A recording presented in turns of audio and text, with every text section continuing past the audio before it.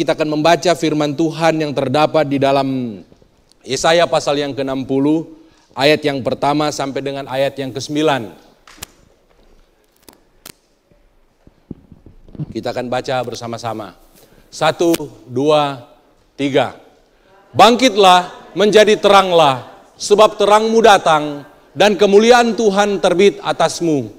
Sebab sesungguhnya kegelapan menutupi bumi, dan kekelaman menutupi bangsa-bangsa, tetapi terang Tuhan terbit atasmu, dan kemuliaannya menjadi nyata atasmu. Bangsa-bangsa berduyun-duyun datang kepada terangmu, dan raja-raja kepada cahaya yang terbit bagimu. Angkatlah mukamu dan lihatlah ke sekeliling. Mereka semua datang berhimpun kepadamu. Anak-anakmu laki-laki datang dari jauh, dan anak-anakmu perempuan digendong. Pada waktu itu engkau akan heran melihat dan berseri-seri. Engkau akan tercengang dan akan berbesar hati. Sebab kelimpahan dari seberang laut akan beralih kepadamu, dan kekayaan bangsa-bangsa akan datang kepadamu.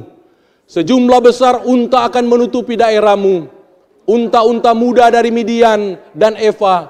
Mereka semua akan datang dari Sheba, akan membawa emas dan kemenyan, serta memberitakan perbuatan masyhur Tuhan.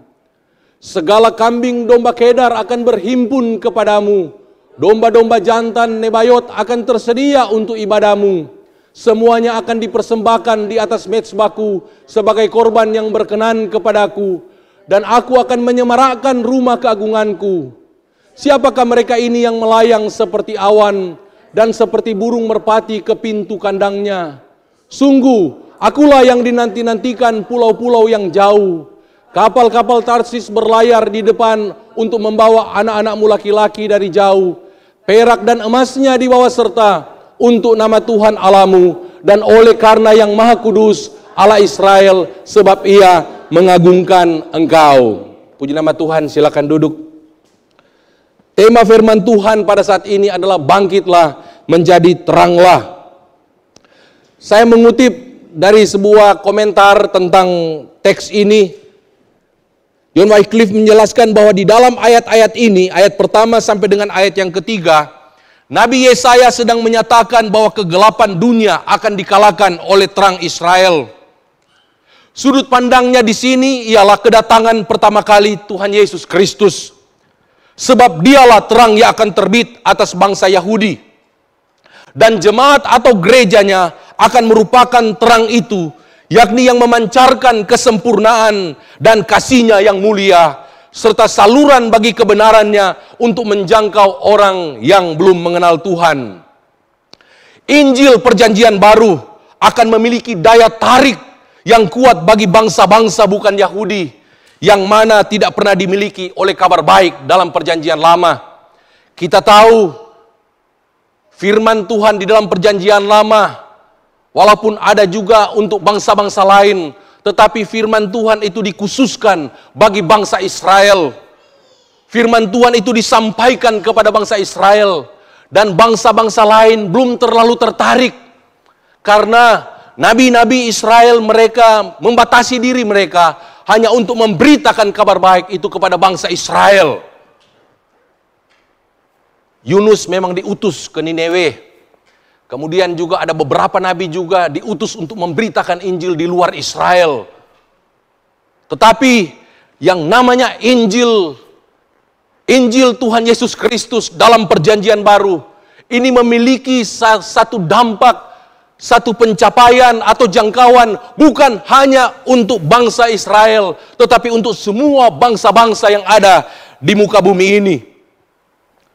Hal ini dapat kita lihat di dalam ayat yang keempat sampai dengan ayat yang ke-9, di mana di sini dikatakan bahwa bangsa-bangsa lain sedang datang berhimpun kepada Tuhan, ke dalam kerajaannya, dan mereka bukan hanya datang menyerahkan hidup mereka, menyerahkan diri mereka, bahkan dikatakan mereka juga mempersembahkan semua milik dan talenta mereka sebagai kurban kepada Tuhan. Dan yang luar biasa, bukan hanya 1-2 orang. Dalam ayat yang ke-8, saudara perhatikan. bukan hanya ratusan orang, bukan hanya ribuan orang yang akan datang kepada Tuhan, tetapi dikatakan mereka akan datang seperti burung merpati yang begitu banyak. Mereka dengan cepat akan datang kepada Tuhan. Kalau saudara melihat gerombolan atau kumpulan burung-burung ya, itu mungkin bisa ratusan. Nabi Yesaya, dia melihat dan dia menubuatkan bahwa pada saatnya ketika Kristus datang, maka orang-orang yang percaya akan datang kepada Yesus. Mereka banyaknya seperti burung-burung merpati yang berhimpun, dan dengan begitu cepat mereka datang menjadikan Yesus sebagai Tuhan dan Juru Selamat mereka secara pribadi. Bahkan lebih lanjut lagi dikatakan bahwa ini sebenarnya merupakan nubuatan bahwa pada satu hari kelak, ini kan dituliskan 2700 tahun yang lalu ya, belum ada agama-agama lain, belum ada agama sepupu kita. Tetapi Nabi Yesaya sudah mendapatkan penglihatan bahwa pada satu saat nanti banyak orang-orang atau saudara-saudara sepupu kita, mereka akan datang kepada Tuhan. Mereka akan menjadikan Yesus sebagai juru selamat mereka secara pribadi. Kedar Nebayot itu adalah, boleh dikatakan, nenek moyang daripada bangsa Arab. Nenek moyang daripada bangsa-bangsa yang ada di Jazirah Arab. Dan dikatakan satu saat nanti mereka akan datang kepada Tuhan. Dalam ayat yang ke-9 dikatakan, kenapa mereka datang? Apa yang menarik mereka untuk datang kepada Tuhan Yesus? Di sini dikatakan, karena akulah yang dinanti-nantikan oleh mereka. Kita harus yakin dan percaya bahwa Yesus adalah harapan satu-satunya bagi keselamatan jiwa-jiwa. Yesuslah yang dinanti-nantikan oleh semua umat manusia. Dan mereka datang kepada Yesus karena mereka punya satu pengharapan bahwa Yesus adalah satu-satunya juru selamat mereka yang akan menyelamatkan mereka, yang memberikan jaminan kepada mereka. Jangan gelisah, jangan takut, jangan khawatir, karena aku telah menyediakan rumah bagimu di sorga yang mulia. Yohanes pasal yang ke-14. Kalau mereka bertanya-tanya dan berdoa, tunjukkanlah kepada kami jalan yang benar. Yesus berkata dalam Yohanes 14 ayat yang ke-6, akulah jalan kebenaran dan hidup. Tidak ada seorang pun yang dapat datang kepada Bapa kalau tidak melalui aku.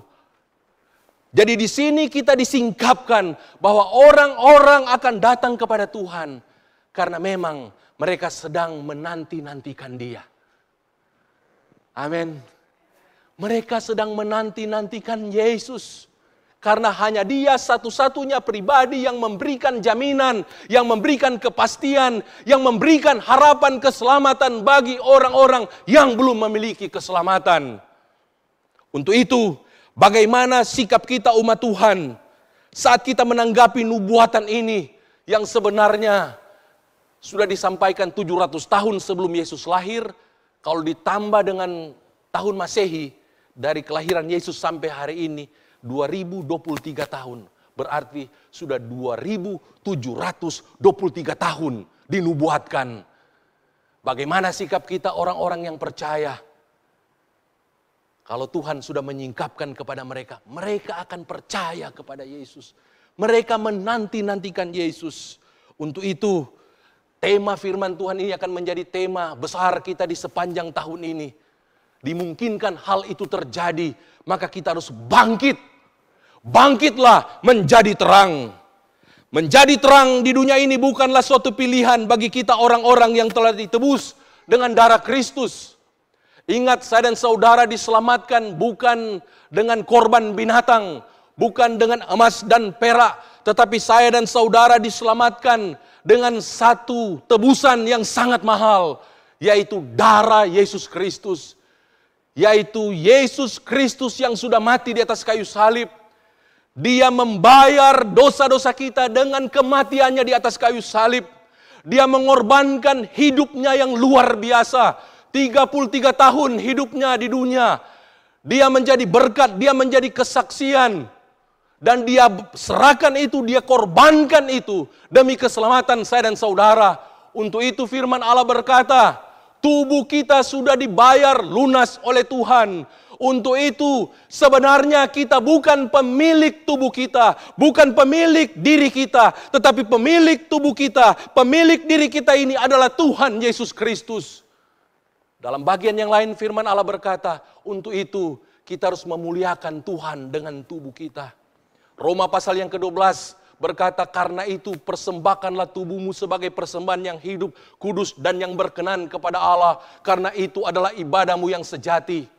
Dan janganlah kamu menjadi serupa dengan dunia ini, melainkan berubahlah oleh pembaruan budimu, supaya kamu bisa membedakan manakah kehendak Allah, mana yang baik dan yang berkenan kepada Tuhan. Tidak ada pilihan lain. Saudara tidak bisa memilih untuk hidup dalam kegelapan, untuk hidup di dalam dosa, untuk hidup di dalam manusia lama ini. Karena firman Allah berkata, kalau kita sudah percaya kepada Tuhan, maka hidup kita ini bukan hidup kita sendiri, melainkan hidup di dalam Tuhan Yesus Kristus. Seperti yang dikatakan oleh Rasul Paulus dalam Galatia pasal yang kedua. Kalau aku hidup, bukan lagi aku yang hidup, melainkan Kristus yang hidup di dalam aku. Dan hidup yang kuhidupi dalam daging ini adalah hidup oleh karena iman kepada Anak Allah yang telah menyerahkan nyawanya untukku demi keselamatanku. Pilihan satu-satunya bagi kita yang telah diselamatkan, kita harus hidup di dalam terang. Untuk itu, dalam Matius pasal yang kelima ayat yang ke-14, dengan jelas Yesus mengatakan bahwa kamu adalah terang dunia. Ini bukan hanya berbicara kepada 12 rasul, bukan hanya berbicara kepada murid-murid, kepada orang banyak yang ada di bukit yang mendengarkan khotbah Yesus. Tetapi ini berbicara juga kepada kita yang ada di tempat ini. Kota yang terletak di atas gunung tidak mungkin tersembunyi. Lagi pula orang tidak menyalakan pelita lalu meletakkannya di bawah gantang, melainkan di atas kaki dian, sehingga menerangi semua orang di dalam rumah itu. Demikianlah hendaknya terangmu. Dia tegaskan kembali dalam ayat yang ke-16. Demikianlah hendaknya terangmu. Artinya kehidupan kita harus menjadi terang. Bercahaya di depan orang. Supaya apa katanya? Supaya mereka akan melihat perbuatanmu yang baik. Dan memuliakan Bapamu yang di sorga. Bukan pilihan. Tapi ini sebenarnya keharusan. Untuk itu Rasul Paulus dalam bagian yang lain dia berkata, celakalah aku kalau aku tidak memberitakan Injil. Celakalah aku kalau aku tidak menjadi terang dimanapun aku berada. Sebab tidak ada area abu-abu, setengah terang. Ya, kalau ya katakan ya, tidak katakan tidak. Tidak ada di tengah. Yesus tidak pernah mengajarkan kita kompromi, setengah terang, setengah gelap. Kaki kiri di gelap, kaki kanan di terang. Yang ada hanya kita bisa menjadi terang berarti anak-anak Allah. Kalau kita tidak menjadi terang berarti kita menjadi gelap. Kita adalah anak-anak iblis. Itu ajaran daripada Rasul Yohanes kalau saudara membaca. Terang dan gelap. Di dalam Injil Lukas pasal yang ke-24 ayat yang ke-8. Yesus juga menegaskan bahwa kamu adalah saksi. Setelah dia mengajarkan tentang peranan Roh Kudus yang akan diutus, yaitu Parakletos, bahwa Roh Kudus akan bersaksi tentang Yesus, tentang kebenaran Allah. Dalam ayat yang ke-27 dia katakan, tetapi kamu juga harus bersaksi, karena kamu dari semula bersama-sama dengan aku. Bukan hanya Roh Kudus yang akan bersaksi, menjamah jiwa-jiwa yang belum mengenal Tuhan. Tetapi kita juga harus bersaksi, karena kita sudah menikmati keselamatan yang dari Tuhan. Amin. Karena kita sudah menikmati karunia-karunia Roh Kudus. Kita sudah menikmati indahnya hidup walaupun di dunia ini dengan penuh penderitaan, penuh pergumulan, penuh pencobaan. Tetapi kita bisa merasakan suasana sorga di tengah-tengah dunia ini. Kemarin di kantor istri saya bertemu dengan seorang pegawai dengan duduk murung. Kemudian singkat cerita hampir 1 jam. Saya sampaikan firman Tuhan kepada dia. Bahwa mental kita bukan lagi mental hamba yang hidup dalam masa lalu. Kita adalah anak-anak Allah yang telah diselamatkan. Saya kutip dalam Roma 8 ayat yang ke-15. Sebab kamu tidak menerima roh perbudakan yang membuat kamu takut lagi. Tetapi kamu telah menerima roh yang menjadikan kamu anak Allah. Sehingga Brur bisa menyebut Allah itu Bapa. Bapa artinya apa? Masa lalu Brur itu sudah diampuni, sudah dihapuskan. Sekarang tegaklah kepalamu, bangkitlah. Kamu harus berjalan bahwa kamu adalah anak Allah. Penuh dengan sukacita. Oke Brur. Saya mau cari pelayanan lagi. Saya mau terlibat di dalam komunitas. Ya bersaksi. Jadi terang. Kehadiran kita di tengah-tengah kegelapan harus membawa dampak kepada orang-orang. Dia sudah diselamatkan. Tetapi kadang harus diingatkan dengan firman Tuhan. Supaya yang tadinya tertunduk, dia tegak dan dia sadar bahwa aku adalah anak Allah. Untuk itu Yesus mati di atas kayu salib. Supaya kepala yang tertunduk bisa tegak kembali. Supaya yang menjadi bungkuk, sama seperti orang yang dirasuk setan yang menjadi bungkuk. Tetapi ketika dia datang kepada Yesus dalam sinagog, dia berdiri, dia tegak kembali. Setan itu meninggalkan orang yang dirasuknya. Dan dia tegak kembali. Demikian juga dengan kita. Dimanapun kita berada, kepala yang tertunduk, orang yang bungkuk oleh karena masa lalu, oleh karena beban-beban dosa, kita harus lepaskan. Dan yang bisa melepaskan itu adalah Injil Tuhan Yesus Kristus. Amin. Haleluya. Kamu adalah anak-anak Allah. Untuk itu kamu juga harus bersaksi. Kalau kita tidak memiliki mental yang seperti ini, kita tidak akan pernah bersaksi. Kalau kita masih memiliki mental tertunduk, bungkuk, maka kita tidak layak menjadi terang Kristus. Yang ada justru orang akan tersandung datang kepada Yesus. Kalau melihat saudara orang Kristen, tapi hidup penuh dengan sungut-sungut, hidup penuh dengan mengeluh, tertunduk, mengeluh. Tidak ada uang, gaji tidak cukup, tidak punya kebutuhan-kebutuhan yang lain. Bukannya dia membawa jiwa datang kepada Tuhan, tetapi orang ngeri datang kepada Yesus. Kalau cara hidup orang yang telah diselamatkan seperti ini, tetapi mereka akan datang kepada Tuhan. Kalau mereka melihat saudara berjalan dengan penuh iman, penuh keyakinan, penuh dengan sukacita, sambil nyanyi-nyanyi dikit, nggak apa-apa. Dipikir orang agak mungkin ini nyanyi-nyanyi ini ya. Lagi pandemi Covid tapi keluar ya, saya sambil jogging saya nyanyi gitu. Haleluya. Orang-orang yang di sebelah kiri kanan saya lihat saya begini. Oh, saya langsung jadikan kesempatan saya beritakan Injil.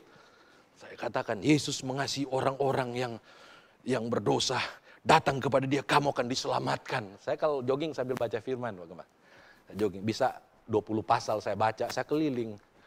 Karena tujuan saya itu, mereka harus melihat Kristus dalam diri kita.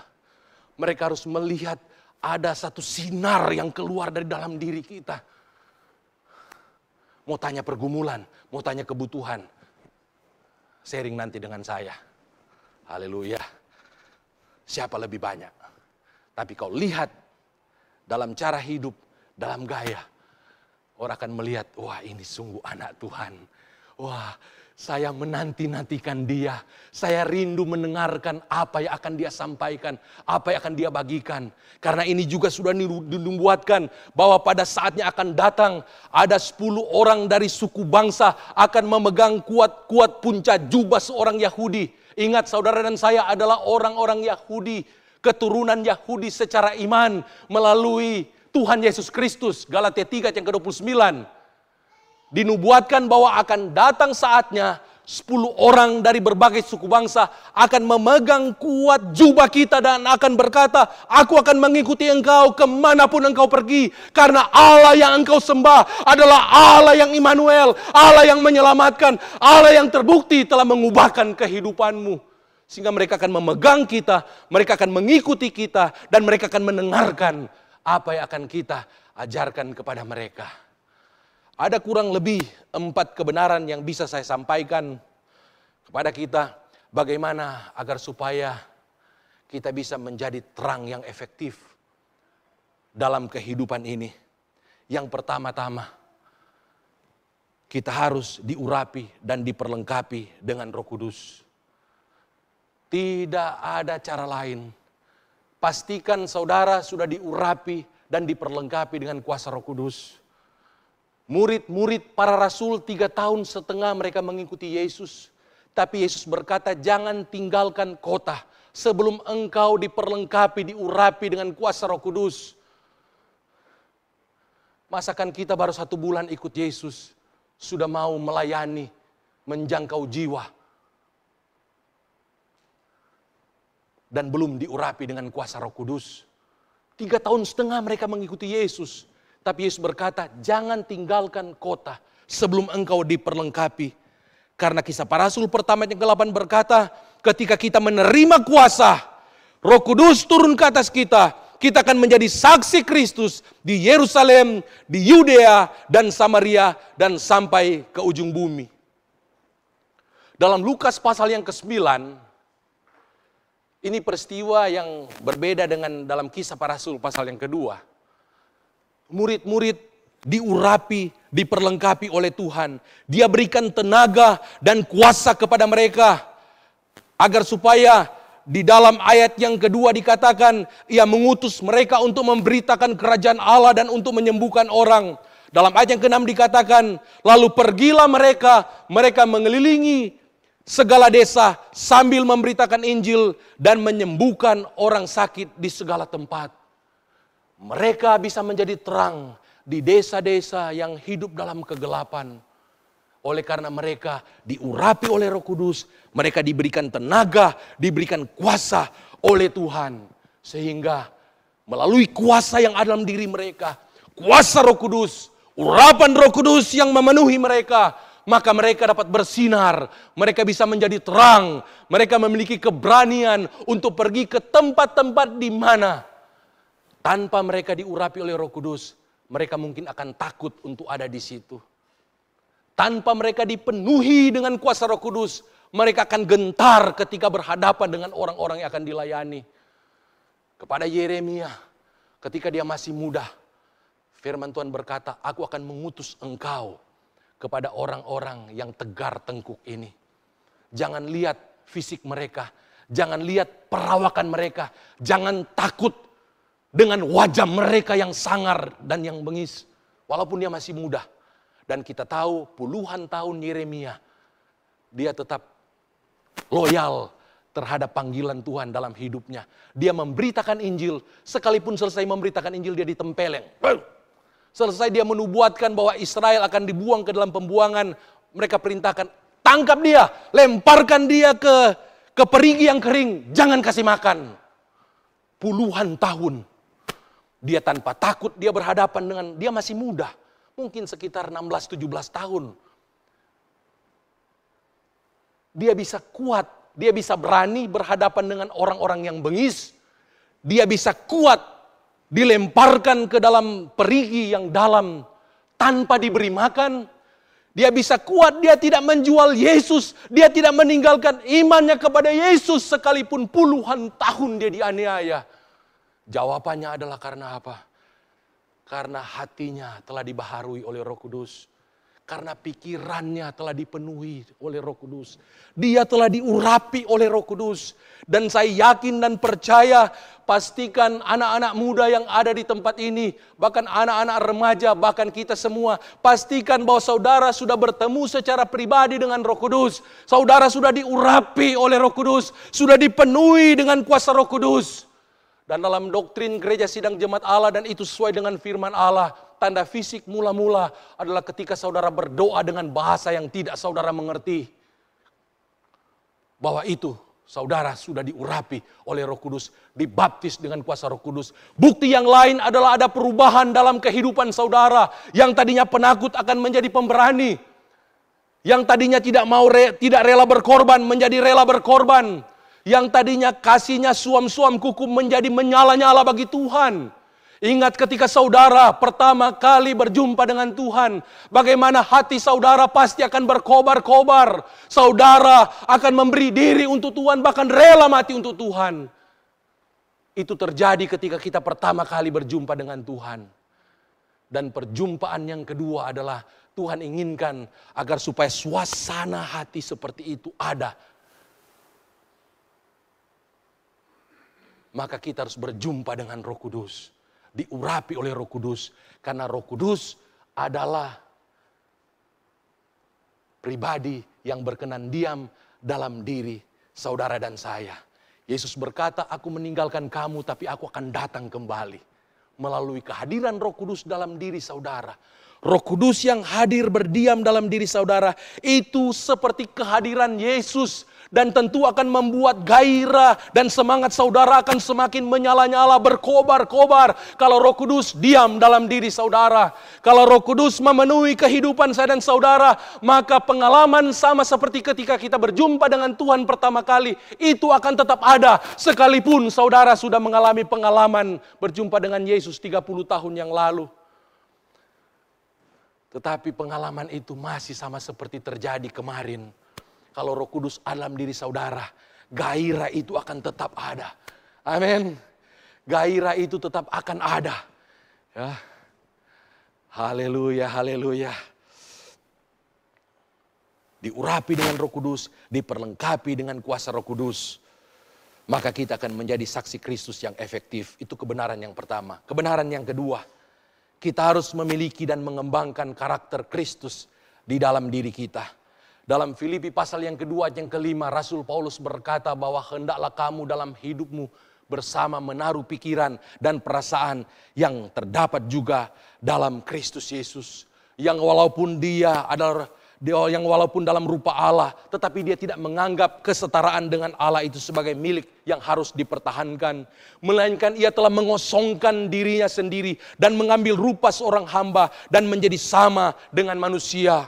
Dan dalam keadaan sebagai manusia ia telah merendahkan diri dan taat sampai mati, bahkan sampai mati di atas kayu salib. Kalau kita ingin menjadi terang yang efektif, maka tujuan hidup kita adalah menjadi sama seperti Kristus. Menjadi sama seperti Kristus di dalam karakternya. Untuk itu saya mengajak kita, mari kita memprioritaskan untuk mengembangkan buah roh dalam kehidupan ini. Buah roh dalam Galatia 5 ayat yang ke-22 sampai yang ke-23. Mari kita jadikan itu sebagai patron, sebagai cermin. Ada yang menempelkan di dinding rumah, di kamar, buah roh. Karena buah roh ini adalah karakter Kristus, sifat Kristus. Ketika saudara melihat apakah hidup saya penuh dengan kasih, penuh dengan sukacita, penuh dengan damai sejahtera, penuh dengan kebaikan, penuh dengan kesabaran, melimpah dengan damai sejahtera. Apakah saya masih murah hati pada saat pandemi COVID-19? Atau sebaliknya setengah murah hati? Apakah saya masih tetap setia selama 3 tahun menjalani pandemi COVID-19 ini? Apakah saya masih tetap lemah lembut sekalipun sudah di PHK? Tapi masih tetap lemah lembut kepada istri, suami, anak-anak, atau orang lain? Ataukah apakah saya masih penuh dengan penguasaan diri? Saudara bisa melihat sendiri.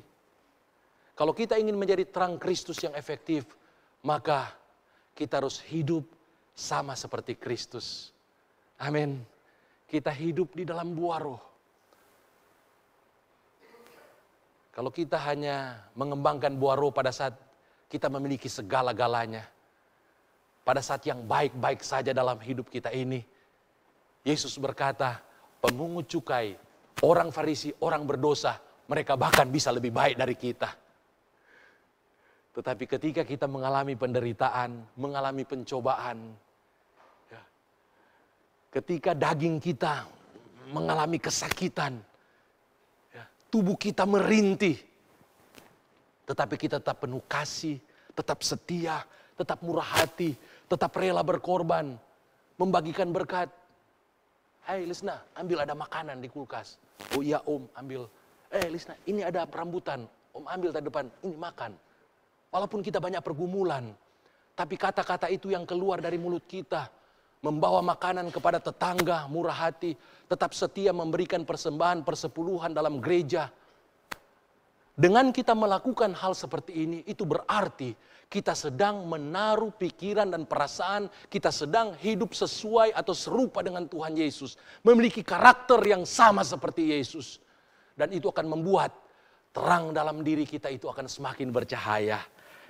Kebenaran yang ketiga, kita harus menjaga mata kita dan menggunakannya dengan baik. Kebenaran ini dapat ketika saya jogging. Ya. Saya jogging sambil baca. Sampai saya di sini. Langsung saya ketik di catatan ya, ada notes ya. Saya ketik. Di situ dikatakan, Lukas 11 ayat yang ke-34. Matamu adalah pelita tubuhmu. Jika matamu baik, teranglah seluruh tubuhmu. Tetapi jika matamu jahat, gelaplah tubuhmu. Saudara tahu kalau dalam lapangan olahraga, ya, model-model dalam lapangan olahraga, sekalipun saya mantan atlet, tapi atlet nasional, internasional dulu, itu kalah jauh dengan style dan gaya atlet dalam tanda petik zaman sekarang. Wah, macam-macam, ada yang bawa speaker, ada rock and roll, ada udah pakai macam-macam, ada yang saya pikir daripada mata saya rusak. Tadi mendingan saya buka Alkitab, saya baca firman Tuhan sambil saya jogging. Tidak merusak mata saya, tetapi kita bisa memberkati orang lain. Benar kata firman Tuhan ini. Kalau mata kita ini tidak kita gunakan, tidak kita jaga untuk hal-hal yang positif, maka tentunya hal-hal yang negatif, hal-hal yang tidak baik yang akan kita lihat. Saya kasih contoh dalam lapangan olahraga. Kalau hati kita, mata kita memang ingin kita arahkan untuk memotivasi hidup kita untuk melihat hal-hal yang indah, maka jadi gelaplah seluruh tubuhmu. Iya kan? Iya kan, kita bisa lihat mata itu harus digunakan untuk hal-hal yang baik. Kita harus memakai mata kita untuk hal-hal yang baik. Kita harus memakai mata kita untuk banyak memperhatikan kehidupan pemimpin-pemimpin rohani yang memberikan teladan yang baik. Kita harus memakai mata kita untuk banyak membaca biografi tokoh-tokoh yang telah berhasil di dalam kehidupan mereka selama mengiring Tuhan Yesus. Kita harus memakai mata kita untuk banyak membaca firman Tuhan serta buku-buku rohani. Ya. Ada salah seorang tokoh politik, ya, saya senang saya membacanya. Ya. Kemanapun dia pergi katanya dia cari toko buku dan cari buku-buku yang lama. Ya. Saudara pasti sudah tahu kalau lihat di YouTube ya. Ya. Padahal bukan seorang yang percaya. Artinya kalau Tuhan memberikan kita mata yang baik, mari kita gunakan mata ini untuk membaca firman Allah. Untuk membaca apa yang saya sampaikan tadi. Hal-hal yang baik. Agar supaya kita bisa melihat apa yang telah dilakukan oleh orang lain. Walaupun mereka hidup 100, 200, 1000 tahun yang lalu. Tetapi ketika kita membaca buku, maka kita bisa melihat kehidupan mereka itu. Dan itu bisa memotivasi saudara untuk melakukan hal-hal yang sama seperti yang mereka lakukan.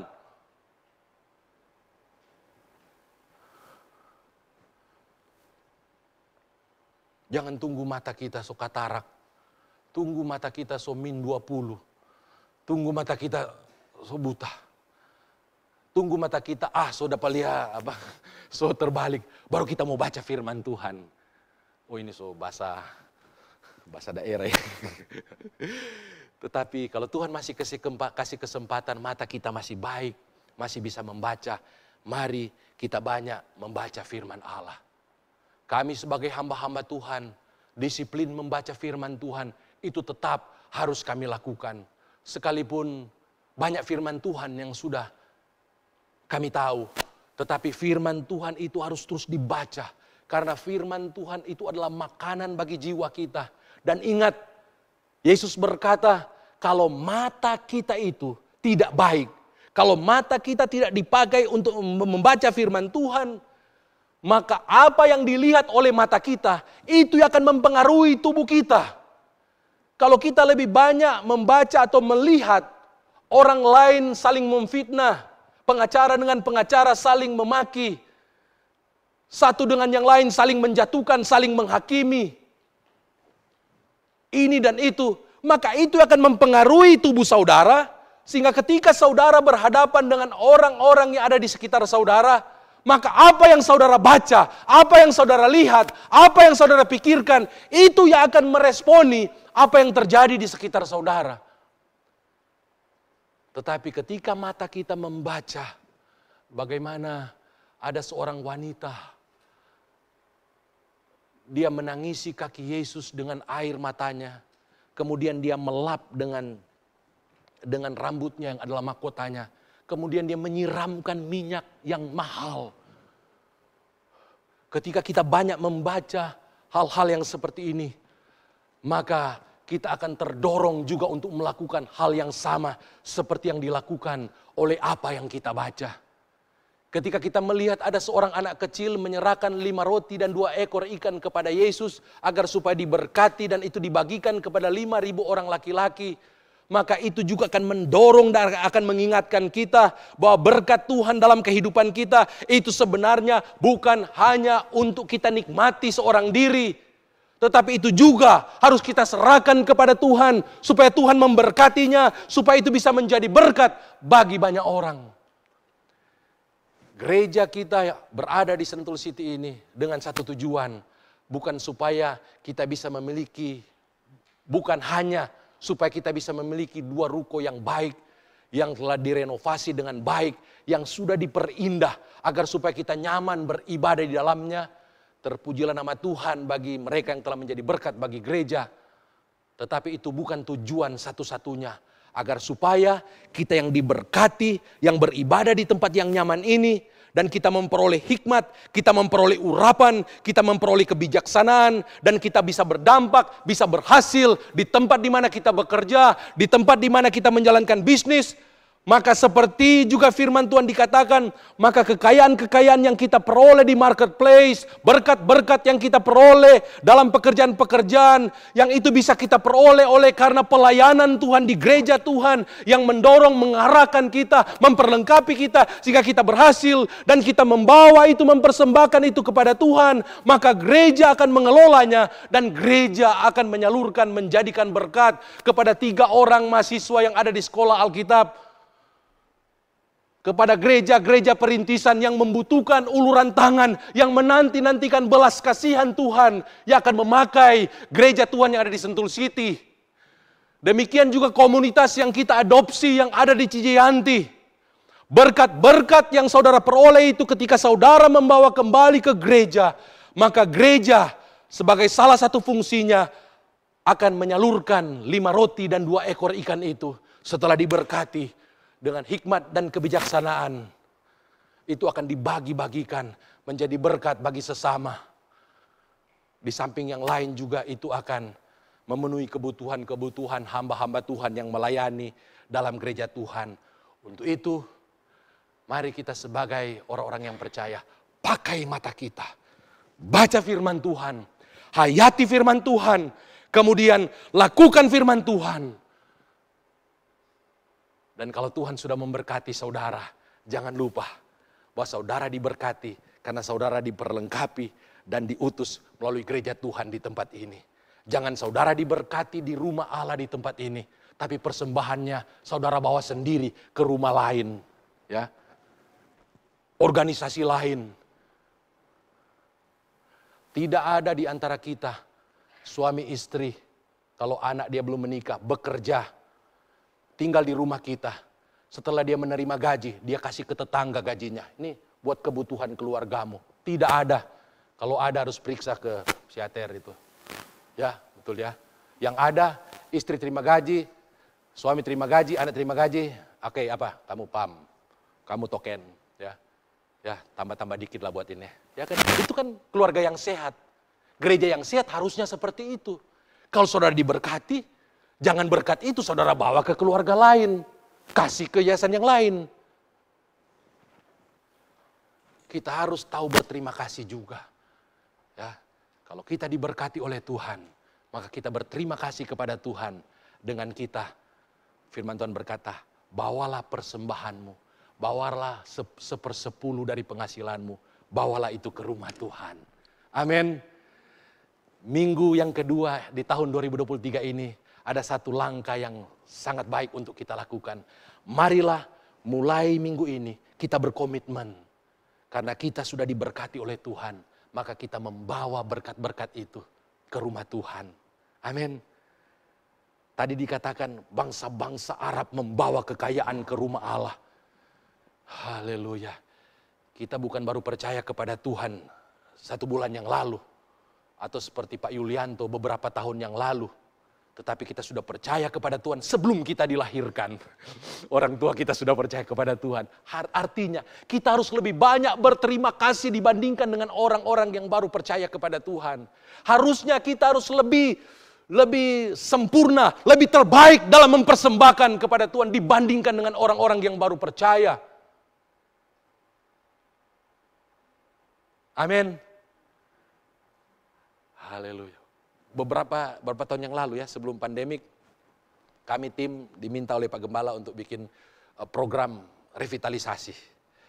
Kemudian kami gereja, kami membuat program, bukan hanya program tentang misi sosial, tapi kami punya program. Akan ada pelipat gandaan persembahan GSJCW Sentul City. Bukan hanya persembahan, tapi perpuluhan. Itu iman kami lakukan. Artinya ini sangat penting. Karena bagaimana kita akan membagi-bagikan menjadi berkat. Kalau untuk kebutuhan di dalam gereja sendiri pun kita harus bergumul. Haleluya. Untuk itu mari kita menggunakan mata kita. Membaca firman Tuhan. Dan apa yang kita baca kita lakukan dengan sungguh-sungguh. Kebenaran yang keempat. Bagaimana agar supaya kita menjadi terang Kristus yang efektif, kita harus banyak bersekutu, berdoa dengan Allah Tritunggal. Nah, ini gimana caranya? Kok ya? Saya juga waktu saya mempersiapkan, saya membaca di dalam Lukas pasal yang ke-9. Saudara lihat dalam Lukas pasal yang ke-9. Dalam Lukas pasal yang ke-9 dikatakan dalam ayat yang ke-28, kira-kira 8 hari sesudah segala pengajaran itu, Yesus membawa Petrus, Yohanes, dan Yakobus lalu naik ke atas gunung. Ya. Gunung Tabor ya. Gunung Tabor. Ya, cukup tinggi ya. Kami waktu ke sana naik mobil ya. Kalau saya dikehendaki Tuhan kapan nanti pergi saya pingin jogging. Ya, Pak Gembala, Ibu Gembala sudah pergi lebih dulu ya. Itu naik Gunung Tabor itu. Yesus jalan kaki. Naik gunung. Ada usaha dari Yesus, dia bawa 3 muridnya ke Gunung Tabor. Untuk apa katanya? Untuk bersekutu dengan Bapa di sorga. Dan pada waktu Yesus bersekutu, dikatakan dalam ayat ke-29, perhatikan. Ketika ia sedang berdoa, ketika saya dan saudara sedang berdoa, sedang bersekutu dengan Allah Bapa, Allah Anak, Allah Roh Kudus. Ketika kita sedang berdoa, maka firman Tuhan berkata, rupa wajahnya berubah dan pakaiannya menjadi putih berkilau-kilauan. Kalau Musa ketika bertemu dengan Allah Israel di Gunung Sinai, dia memancarkan sinar kemuliaan dan akhirnya itu redup. Dan dia takut mereka akan melihat sinarnya itu redup, dia tutupi kepalanya. Jangan sampai mereka lihat sinar ini redup. Tapi firman Allah berkata, oleh karya Yesus di atas kayu salib, kita yang percaya kepada Tuhan, maka kita akan dipenuhi oleh sinar kemuliaan Allah. Shekinah glory ada di dalam kehidupan saya dan saudara. Dan itu terjadi pada waktu kita percaya kepada Yesus. Dan bagaimana agar supaya Shekinah glory itu tetap ada dalam kehidupan kita. Sama seperti yang saya katakan tentang Roh Kudus. Berjumpa dengan Yesus, kita penuh gairah semangat. Dan kalau itu ingin tetap ada seumur hidup kita, maka kita harus diurapi oleh Roh Kudus. Demikian juga kemuliaan Allah itu akan tetap ada kalau kita senantiasa ada dalam persekutuan dengan Allah Bapa, Allah Anak, dan Allah Roh Kudus. Karena sebagaimana Yesus, bayangkan dia Yesus loh, luar biasa dia. Tapi dia masih mau naik gunung. Dia jalan kaki, dia naik gunung agar supaya bisa bersekutu dengan Bapa. Untuk itu, dia dipenuhi dengan kemuliaan Allah. Wajahnya berubah dan pakaiannya menjadi putih berkilau-kilauan. Dan ketika Petrus tanpa sadarkan diri dia katakan, oh Tuhan, kami akan mendirikan kemah, satu untukmu, kemudian satu untuk Musa, satu untuk Elia. Langsung Allah stop. Sikap atau perkataan daripada Petrus dengan dikatakan terdengarlah suara dari sorga yang berkata, inilah anakku yang kupilih, dengarkan dia. Saya bersyukur kepada Tuhan. Gereja kita selama beberapa tahun masa pandemi COVID-19, Tuhan kasih hikmat kepada Pak Gembala. Agar kita setiap 5:30 kita bersekutu dengan Allah Tritunggal. Amin. Kita berdoa. Dan saya mau beritahukan kepada saudara. Saya sangat bersyukur dengan sarana ini. Karena ketika saya selesai berdoa, itu seperti ada api dalam hati saya. Saya saksikan kepada jemaat-jemaat. Seperti ada sesuatu yang memancar dalam diri saya. Sehingga ketika saya berjalan, orang-orang melihat gini. Ya, apa karena saya tinggi besar? Tidak. Karena firman Tuhan mengatakan, ketika kita banyak bersekutu dalam hadirat Tuhan, saudara akan merasakan dalam hati saudara, dan orang-orang yang ada di sekitar saudara, mereka akan melihat saudara dipenuhi dengan kemuliaan Tuhan, memancarkan kemuliaan Tuhan. Untuk itu, mari kita belajar sama seperti Yesus. Tentu dia bukan hanya di gunung ini. Semalam-malaman dikatakan dia bersekutu dengan Bapa, dia berdoa. Hari masih pagi, masih gelap, semua masih tertidur. Dia sudah pergi ke bukit, dia berdoa. Ketika dia dengar Yohanes Pembaptis dipancung kepalanya, dia tidak pergi kepada Herodes dan menubuatkan penghakiman hukuman mati. Karena Herodes melakukan pembunuhan berencana terhadap Yohanes Pembaptis. Itu berencana sekali. Dia tidak mengatakan kepada Herodes, kamu harus dihukum mati. Tapi firman Allah berkata, dia meninggalkan kota. Dia pergi ke tempat yang sunyi. Dia lebih baik bersekutu dengan Bapa. Supaya terangnya itu akan semakin bercahaya. Karena tujuannya datang ke dunia ini. Aku datang bukan untuk menghakimi, tapi aku datang untuk menyelamatkan. Jangan biarkan tujuan-tujuan yang lain, yang bukan tujuan utama Tuhan menempatkan saudara di dunia ini, itu akan menghambat saudara untuk mencapai tujuan yang utama Tuhan atas hidupmu. Tujuan utama Tuhan atas hidupmu agar supaya saudara menjadi terang, bukan menghakimi. Agar supaya saudara menjadi berkat, menjadi kesaksian, agar banyak jiwa-jiwa mendengarkan Injil melalui kehidupan saudara, agar banyak jiwa-jiwa akan melihat perbuatan-perbuatan yang baik yang muncul dari dalam diri saudara. Itu yang akan Tuhan kerjakan dalam kehidupan saudara. Itulah tujuan yang Tuhan tetapkan buat saudara. Untuk itu, biarlah melalui kebenaran firman Tuhan ini kita diingatkan untuk kita jangan lupa untuk bersekutu dengan Tuhan. Banyak berdoa, semakin banyak berdoa. Saya hari-hari ini saya merasa saya kurang dalam berdoa. Walaupun bangun tidur sebelum saya ikut doa bersama, saya harus minimal 1 jam berdoa, bersekutu, berbahasa roh. Tapi masih banyak kegagalan yang saya alami. Padahal sudah berdoa begitu lama. Untuk itu, mari kita banyak berdoa, banyak bersekutu dengan Tuhan. Supaya kemuliaan Tuhan akan semakin nyata dalam hidup kita. Dan ketika kita keluar dari rumah kita akan memancarkan terang. Bangkitlah menjadi teranglah. Hal ini memberitahukan kepada kita untuk melakukan suatu tindakan. Kita bersyukur kepada Tuhan. Karena pertolongan Tuhan kita masih diberi kehidupan sampai saat ini. Kita bersyukur karena pandemi COVID-19 sudah mulai hilang. Kita bersyukur karena perekonomian bangsa kita mulai pulih kembali. Macet-macet di Bogor itu, udah nggak kayak yang berapa tahun yang lalu itu. Kita bersyukur karena iman kita kepada Tuhan Yesus tidak goyah sekalipun kita melewati badai COVID-19 ini selama hampir 3 tahun. Akan tetapi, di sisi lain kita melihat dunia di sekeliling kita itu semakin gelap. Semakin banyak orang yang hidup dalam dosa. Semakin banyak juga yang belum percaya kepada Tuhan Yesus. Untuk itu kiranya di tahun yang baru ini, mari kita jemaat-jemaat CW Sentul City bangkit dan menjadi terang Kristus yang akan menuntun jiwa-jiwa yang masih hidup dalam kegelapan untuk mereka datang kepada Tuhan Yesus. Menjadi terang berarti kita harus datang menghampiri terang, menghampiri kegelapan itu. Sama seperti Tuhan Yesus. Ketika saudara baca dalam Matius pasal yang keempat, ayat yang ke-13 sampai ayat yang ke-17. Ketika dia mendengar bahwa Yohanes telah ditangkap, ia menyingkir ke Galilea. Ia meninggalkan kampung halamannya dan diam di Kapernaum. di tepi danau daerah Sebulon dan Naftali, agar supaya genaplah firman yang disampaikan oleh Nabi Yesaya.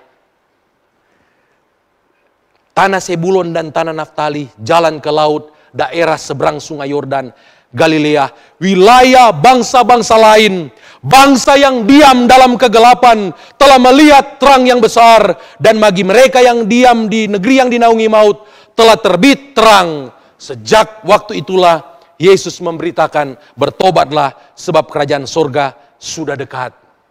Demikian juga dengan kita, menjadi terang jangan hanya spontanitas, tetapi berkaitan dengan gereja. Kita sudah bikin program di awal bulan Desember ya. Hanya disayangkan tidak semua koordinator hadir, pengerja hadir, tapi nanti akan ada pertemuan kembali ya untuk menyempurnakan program kerja kita. Kita sudah buat program kerja, dan program kerja kita itu diarahkan agar supaya menggenapi visi gereja menjadi keluarga Allah, gereja yang sehat, unggul dan misioner. Gereja yang menjalankan amanat agung Tuhan Yesus. Gereja yang menjalankan kasih kepada Tuhan dan kasih kepada sesama. Dan kita tahu di sekeliling kita, walaupun ekonomi mereka baik, tetapi mereka hidup di dalam kegelapan. Mereka dinaungi oleh maut. Untuk itu, gereja Tuhan, mari kita merencanakan dan mari kita bertindak, baik pribadi maupun pelayanan. Pelayanan ini kita arahkan agar supaya kita bisa membawa terang kepada komunitas-komunitas yang ada di sekitar kita. Amin. Kita bisa menjadi berkat, menjadi kesaksian bagi mereka. Karena untuk itulah mengapa Tuhan tempatkan kita berada di Sentul ini. Dan saya percaya dengan pertolongan Roh Kudus, hati mereka akan dijamah, dilembutkan. Dan satu saat mereka yang hidup dalam kegelapan yang ada di sekitar kita, melalui pelayanan saudara secara pribadi, melalui pelayanan gereja yang ada di tempat ini, satu saat mereka akan menjadikan Yesus juga sebagai juru selamat mereka secara pribadi.